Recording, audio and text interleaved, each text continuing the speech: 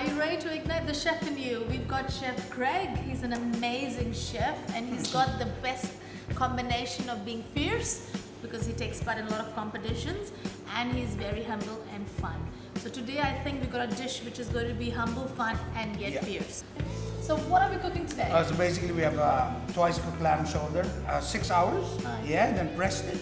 And then we'll sear it so that it's crispy on the outside and nice and juicy on the inside. And I'll put some of my special rub, and then we'll plate it together. Some baby assorted beetroot. Perfect, let's start cooking. No worries, let's do it. And of course over here we have, it's a lamb jus.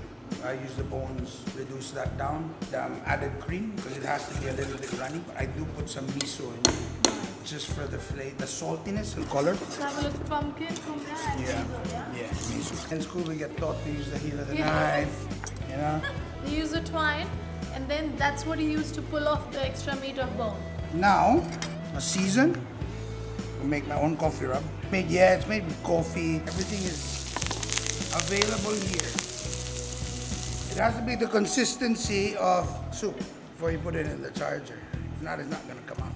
Yeah. Spumas is usually made with potatoes. This time I just wanted to make it different. Use spuma.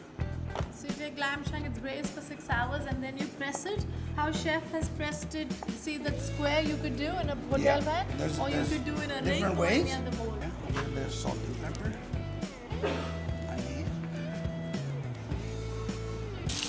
Rice flour is okay. Corn flour is good because it's gluten free. Make it crispy. A little bit of garlic. It's all in the mixed butter. That's all I have to do is use that for service. Just all you have to do is put that. Everything's there. You usually put butter, you'll put your garlic and shallots and stuff. So what chef has done is he's made a butter like that because when you're at the restaurant, It's gotta be quick. It's gotta be quick. Same exercise. This is called the candy beetroot. This is the yellow one. And then the red one is just too red. It will call it. Watermelon also sometimes. Yeah. Oh, look at that. Beautiful. Basically, we put different colors on the plate. My advice, be hungry. Don't come in just to do your hours. There's a lot of people like, come in and want to learn. You go above. And I want to learn how to do that. I want to learn how to do this. There you go. That's what makes the difference between someone who's going to be successful later on and someone who just wants to be there just because it's a job.